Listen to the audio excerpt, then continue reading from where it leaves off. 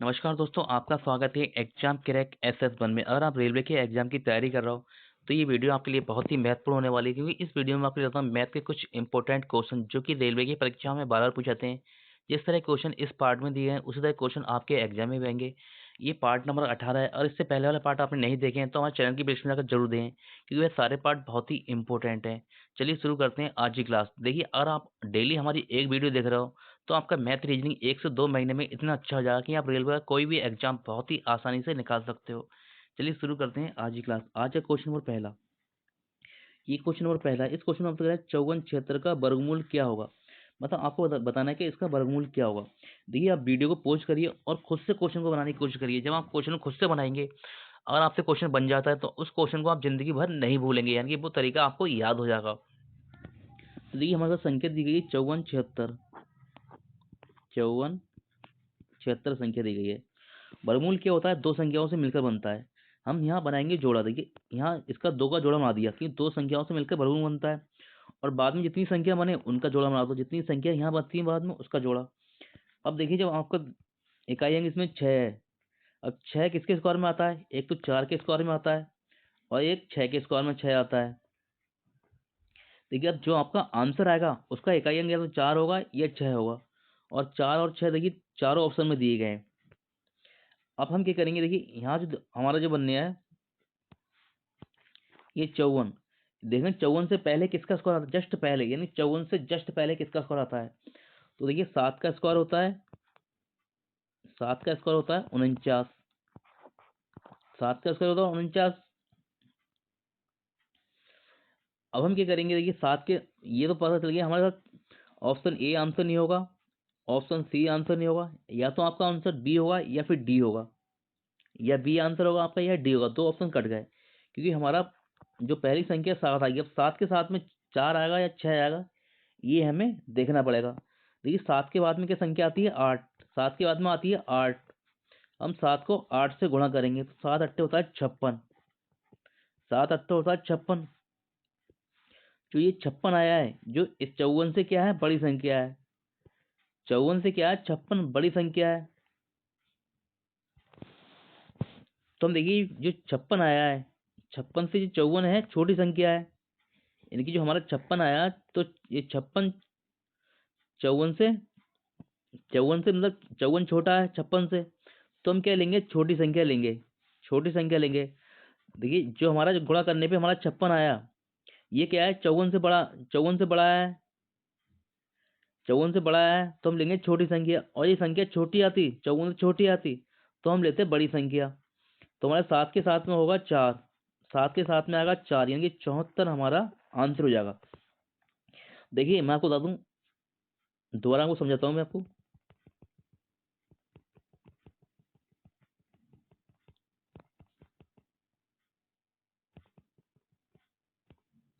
जैसे हमने देखिए ये करा, हमने करा 7 का स्क्वायर, क्योंकि 54 से जस्ट पहले आता है 7 का। 7 का स्क्वायर आया 49, 49 आया। तो हमें ये देखना होता है 4 के साथ, वो 7 के साथ में 4 आएगा या 6 आएगा, ये हमें चेक करना होता है। तो हम क्या करते हैं? 7 से जो बाद में संख्या आती है उसका गुणा करते हैं। तो 7 अट्ठे होता है 56, 7 अट्ठे होता है 56, 7 अट्ठे 56 हुआ। और 54, ये 54 है, 54 क्या है? 56 से छोटी है। 54 है जो 56 से छोटी संख्या है, तो हम लेंगे छोटी संख्या, इनकी 7 के साथ में आएगी छोटी संख्या। तो ये हमारा आंसर होगा 74। इसका राइट आंसर होगा 74। आपको बस एग्जाम में इतना ही गौर करना है। अगर ये जो 56 गुणा करने पे 56 आया, अगर ये छोटी संख्या होती और 54 बड़ा होता, तो हम बड़ी संख्या लेते, यानी कि तो 6 लेते। लेकिन ये 54 क्या है? छोटी है 56 से, तो हमने लिया छोटी संख्या, ये ली 4। तो इसका राइट आंसर आया वो 74। ऑप्शन नंबर बी हमारा राइट आंसर हो जाएगा। क्वेश्चन नंबर 2, इस क्वेश्चन में आपसे कह रहा है 5 किलो गेहूं और 10 किलो मसूर का क्रय मूल्य क्रमशः 70 रुपये और 80 रुपये प्रति किलो है। बिक्री करने पर 10% लाभ गेहूं पर और 20% लाभ मसूर पर प्राप्त होता है, तो सभी चीजों का विक्रय मूल्य कितना था? यानी कि इनको सबको विक्रय मूल्य बताना है आपको कि विक्रय मूल्य कितना था। तो ये 5 ही गुणा करेंगे 7 के साथ में, 7 पंजे हो जाएगा 35, यानी कि हम गेहूं की बात कर रहे हैं।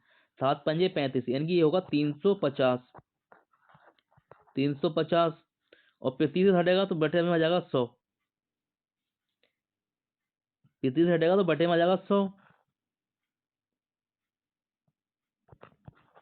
क्योंकि देखिए हमें गेहूं पे चाहिए 10% लाभ, 10% लाभ चाहिए तो कोई चीज क्या होती है अपने आप में 100 होती है, और 10% लाभ चाहिए तो 100 में जोड़ देंगे तो हो जाएगा 110, यानी कि इसमें गुणा करेंगे 110 से, 110 से, ये इतना हो गया। और प्लस अब आपसे कह रहा है कि 10 किलो मसूर क्या कितने रुपए किलो है, 80 रुपए प्रति किलो, तो ये आया 800, यानी कि 10 का और 80 का गुणा करेंगे तो ये हो जाएगा 800, और इंटू हमें चाहिए 20% लाभ, तो 100 में जोड़ देंगे 20 तो हो जाएगा ये 120, और 50 से हटता है तो नीचे आता है 100। अब इसे काट लो, जो काटने में आ गया वही आपका आंसर हो जाएगा। देखिए 0 से ये 0 चला जाएगा तो ये हो जाएगा 5 3 8 और 385 आ गया ये गुणा करने पे, और इसे 0 से 0 काटेंगे तो 12 अट्ठे 96, 12 अट्ठे 96, यानी कि ये आएगा 960, ये आ जाएगा 960। अब देखिए 385 को और 960 को प्लस करेंगे, इनकी प्लस करेंगे 385 और 960 को,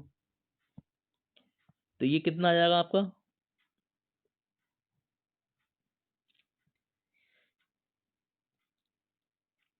1200,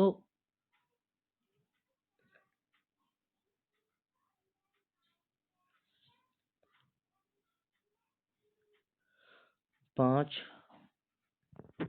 5 और 8 6 14 के 4 और 9 3 12 और 1 13, ये 1345 आपका आंसर आएगा, 1345, इनकी ऑप्शन नंबर बी आपका राइट आंसर हो जाएगा। क्वेश्चन नंबर 3 आपसे इस क्वेश्चन में कह रहा है एक कर्मचारी के वेतन में 30% की वृद्धि की गई जिससे उसका वेतन 910 रुपये हो गया, इनकी वेतन जो वृद्धि होने के बाद में 910 रुपये हो गया, बढ़ोतरी होने से पहले उसका वेतन क्या था। तो आपसे कह रहा है जो बढ़ोतरी हुई है उससे पहले वेतन क्या था। तो देखिए 30% की वैल्यू होती है, 30% की वैल्यू होती है, यानी कि 30% की प्रतिशत मान होता है, इनकी रेशियो वैल्यू होती है इसकी 3/10, 3/10 होता है। पहले हमारा क्या मूल्य किया था 10 रुपये था, और फिर उसमें 3 की वृद्धि हो गई, जब 3 की वृद्धि हो गई तो वो 10 से कितना हो जाएगा, इनकी वो 10 से हो जाएगा 13, 10 से 13 हो जाएगा। क्वेश्चन कह रहा है 13 रुपये नहीं बढ़ा है, 13 रुपये नहीं हुआ, वो कितना हो गया है 910 हो गया है, 910 हो गया है। इसका कितना गुना, 13 सत्ते 91, इसका होगा 70 गुना। जब 70 इसका 70 गुना हुआ है तो पहले मूल्य जो था वो 10 रुपये नहीं था, इसका 70 गुना करेंगे, 10 का 70 करेंगे, 10 इंटू 70 करेंगे तो ये हो जाएगा 700, इनकी पहले जो मूल्य था वो था 700, इनकी ऑप्शन नंबर सी हमारा राइट आंसर हो जाएगा। क्वेश्चन नंबर 4 इस क्वेश्चन आपको है दो संख्याओं का मासापा 6 है और उनका लासापा 84 है, यदि दोनों संख्याओं में से एक 42 है तो दूसरी संख्या क्या होगी। देखिए इसका एक सूत्र होता है एलसीएम इंटू एचसीएफ बराबर फर्स्ट संख्या इंटू सेकंड संख्या, यह सूत्र लगता है इसमें। तो एलसीएम कितना है, यह है 84, और एचसीएफ कितना है, यह है 6, पहली संख्या कितनी है 42, और दूसरी संख्या हमें चाहिए, ये दूसरी संख्या अभी से काट लो आप जितना कट रहा है। देखिए 42 से 84 जाएगा 2 बार में, और 2 का और 6 का गुणा करेंगे तो ये जाएगा 6 दूनी 12, 6 दूनी 12, यानी कि जो दूसरी संख्या आएगी वो हमारी वो कितनी होगी 12 होगी, यानी कि इस क्वेश्चन का राइट आंसर हो जाएगा option number C 12। Question number 5 आपसे कह रहा है एक ट्रेन किसी स्टेशन से 40 किलोमीटर की गति से चलती है, 2 घंटे बाद एक और ट्रेन उसी स्टेशन से उसी दिशा में एक निश्चित गति से छूटती है, यदि दूसरी ट्रेन पहली ट्रेन को 4 घंटे में पकड़ लेती है तो दूसरी ट्रेन की गति कितनी है। यानी कि आपसे पूछ रहा है कि दूसरी ट्रेन की गति कितनी है, यानी कि पहली ट्रेन की गति है वो है 40 किलोमीटर, देखिए 40 किलोमीटर गति है तो दूसरी ट्रेन छूटी है वो कई घंटे बाद छूटी है, यानी कि 2 घंटे बाद छूटी है, वो 2 घंटे बाद छूटी है, लेकिन उसने जो पकड़ा है वो कितने घंटे बाद पकड़ा है 4 घंटे बाद पकड़ा है। 4 घंटे बाद पकड़ा है। देखिए पहले 2 घंटे ये और 4 घंटे ये, तो घंटे हो गए हमारे 6 घंटे। 6 घंटे में पहली ट्रेन 40 की स्पीड से कितनी किलोमीटर चलेगी? 40 की स्पीड से कितनी किलोमीटर चलेगी? तो चलेगी 40, यानी कि ये हो जाएगा हमारा 6 घंटे में चलेगी 40 किलोमीटर की स्पीड से। और देखिए हमसे कह रहा है तो दूसरी ट्रेन की गति कितनी है, तो आपसे निकालना है दूसरी ट्रेन की गति। जब आप दूसरी ट्रेन की गति निकालेंगे तो दूसरी ट्रेन कितने घंटे में पकड़ा? उसने पकड़ा 4 घंटे में, तो हम 4 से भाग दे देंगे, 4 से भाग दे देंगे और 4 से कट जाएगा 4 धाम 40 और 6 धाम 40 60, तो 6 धाम 60, यानी कि 60 किलोमीटर प्रति घंटा हमारी दूसरी ट्रेन की स्पीड आ जाएगी। तो दूसरी ट्रेन की गति कितनी होगी? वो होगी 60 किलोमीटर, यानी कि ऑप्शन नंबर ए हमारा राइट आंसर हो जाएगा इस क्वेश्चन का। एग्जाम में बस आपको मुंह जवानी से करना है, ज़्यादा लिखने की जरूरत ही नहीं है, क्योंकि देखिए आप तुरंत देखेंगे कि 2 घंटे बाद छूटी है, दूसरी ट्रेन क्या 2 घंटे बाद छूटी है, लेकिन 4 घंटे में उसने पकड़ लिया, 4 2 6 घंटे लगे, यानी कि पहली ट्रेन 40 की स्पीड 6 घंटे की चलेगी, वो चलेगी 6 चौक होता है 40, यानी कि 240 किलोमीटर चलेगी, 240 किलोमीटर चलेगी पहली ट्रेन। और फिर दूसरी ट्रेन की गति क्या होगी? 4 घंटे में उसे पकड़ना है, तो 4 से इसे डिवाइड कर देंगे, 6 चौक 24 हो जाएगा, यानी कि 60 किलोमीटर प्रति घंटा। इस तरह से भी हमारा मुंह जवानी करेंगे क्वेश्चन को, ऐसे आंसर आ जाएगा।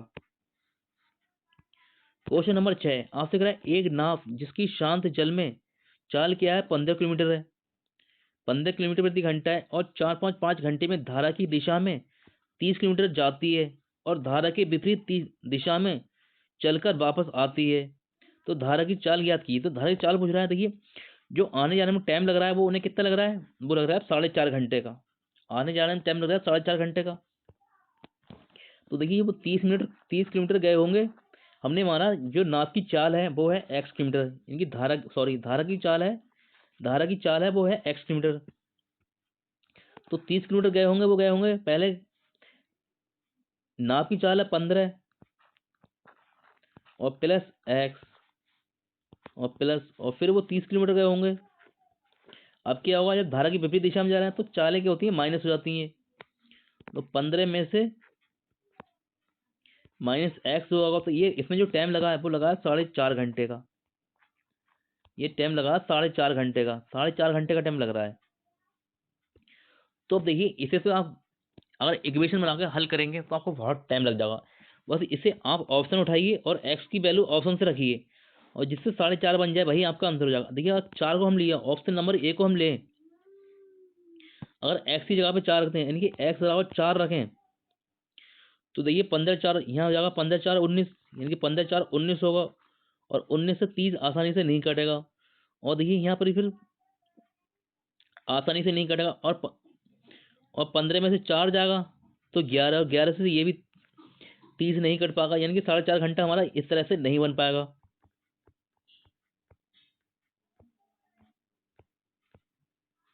अगर ये ऑप्शन नंबर बी को हम लें, एक्स बराबर 5 लें,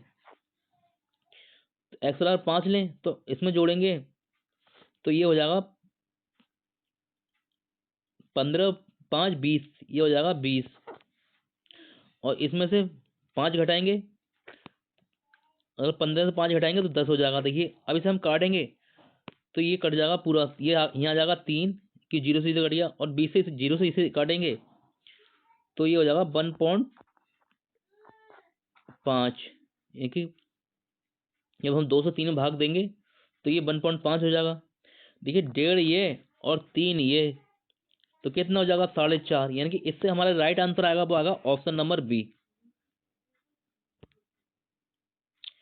क्वेश्चन नंबर 7, इस क्वेश्चन में है tan 1 degree, tan 2 degree, tan 3 degree और tan 89 डिग्री का मान ज्ञात कीजिए। तो आपसे मान पूछ रहा था। देखिए जैसे ये tan 1 डिग्री है, तो tan 1 डिग्री और tan 89 डिग्री कितना बनेगा? ये 90 डिग्री बन जाएगा। जहां आपका 90 डिग्री बने उसे आप काट दो। फिर क्या होगा tan 2 डिग्री, tan 2 डिग्री यहाँ से लेंगे, फिर इससे पहले क्या होगा 88 डिग्री होगा, तो देखिए ये भी 90 बन जाएगा, 88 और 2 90 डिग्री बनेगा, यानी इस तरह से ये काट दो, ये भी कट जाएगा, सब कट जाएंगे इस तरह से। तो बीच में आपका क्या बचेगा? देखिए आपका आपका 44 डिग्री और ये 46 डिग्री। अब इनका आप योग करेंगे इनका योग करेंगे, इनका योग तो ये बनेगा 90 डिग्री, इनका योग करेंगे तो 90 डिग्री बन जाएगा, और जब 90 डिग्री बनेगा तो ये भी कट जाएगा। अब आपका यहाँ बीच में बचेगा, आपका बीच में बचेगा 45 डिग्री, 45 डिग्री बचेगा खाली, टेन यानी कि टेन 45 डिग्री बचेगा आपका, बाकी सब कट जाएगा। टेन 45 डिग्री की वैल्यू आपको पता है क्या होती है, वो होती है 1, यानी कि इस क्वेश्चन का हमारा राइट आंसर हो जाएगा 1। ऑप्शन नंबर सी आपका बिल्कुल राइट आंसर हो जाएगा। बस ऐसे क्वेश्चन आप ज़्यादा दिमाग न लगाएं, जहां आपका 90 बने उसे काट दो, ठीक है। इस तरह से हमारा राइट आंसर होगा ऑप्शन नंबर सी 1।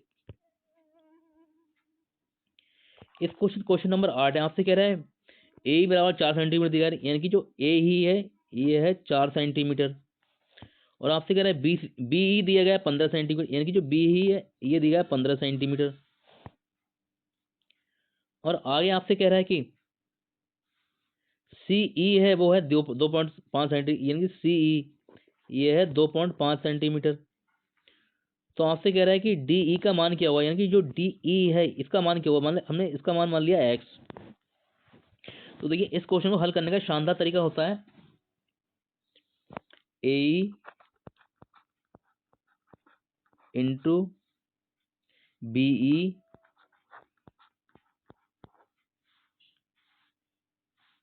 एक मिनट,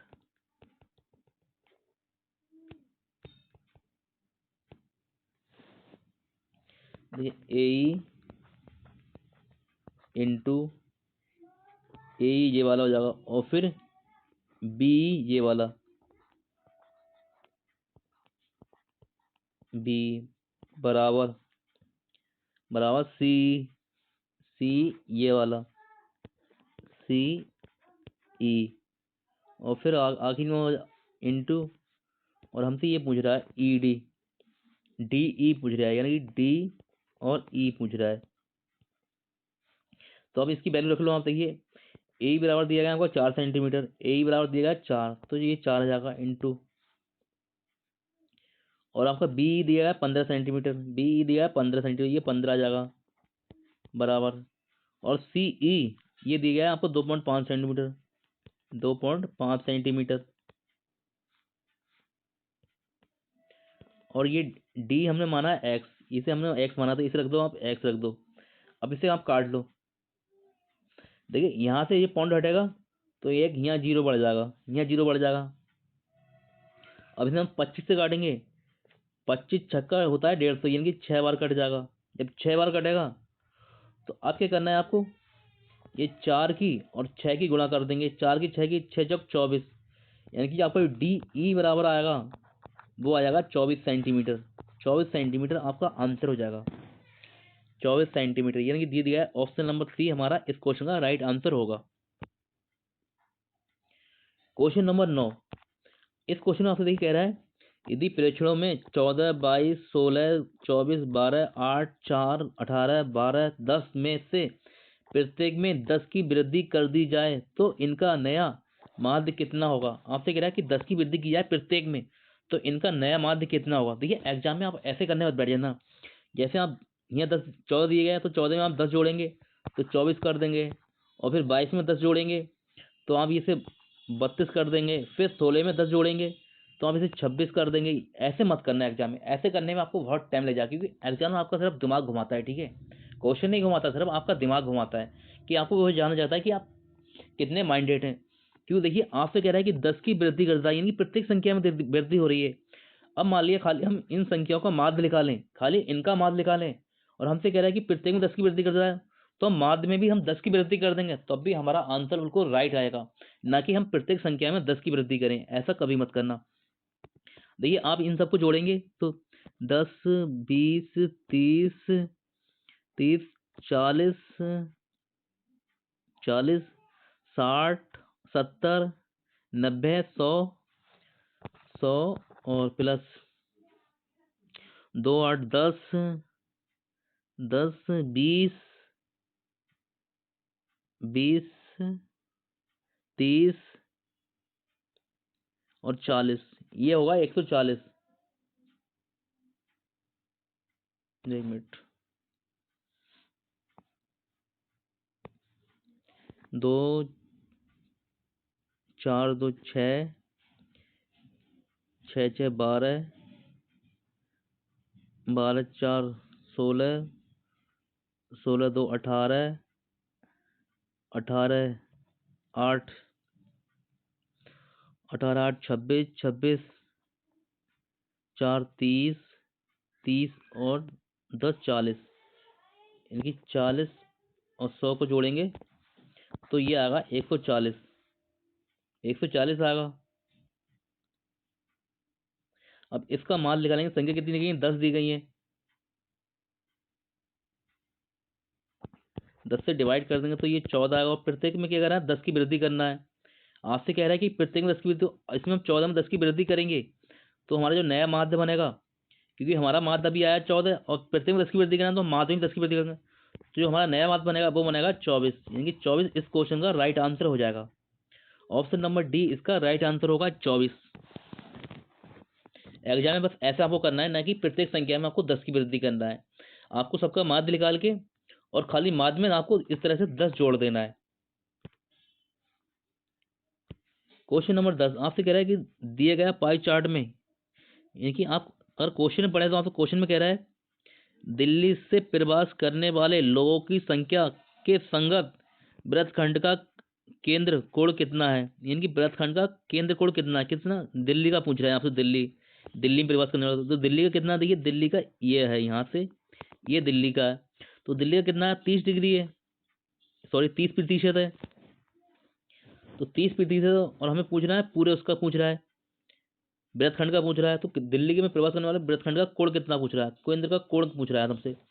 तो 30% लिखा है यहाँ पर ही, और पृथ्वी से हटेगा, यानी कि जब पृथ्वी से हटता है तो नीचे 100 आता है, 100। और पूरे का मान कितना होता है, वो होता है 360 डिग्री, पूरे का मान 360 डिग्री था तो 360 डिग्री से हम इसमें गुणा कर देंगे। अब जो कटता है इसमें से काट दो कि 0 से ये 0 गया, 0 से ये 0 गया, और 36 तियां होता है 118, 36 तियां होता है 118 डिग्री हमारा आंसर हो जाएगा। 118 डिग्री, सॉरी 1 मिनट, 108 डिग्री होगा हमारा आंसर। देखिए 3 6 18 के 8 और 3 3 9 और 1 10, इनकी 108 डिग्री हमारा आंसर होगा। 108 डिग्री, 108 डिग्री, ये है ऑप्शन नंबर सी, इसका राइट आंसर हो जाएगा। अगर आपको हमारी वीडियो अच्छी लगी हो तो वीडियो को लाइक शेयर जरूर करें। अगर आप हमारे चैनल पर नए हैं तो हमारे चैनल को सब्सक्राइब करना इसी तरह की वीडियो पाने के लिए। मिलते हैं आपसे अगली क्लास में, तब तक के लिए नमस्कार।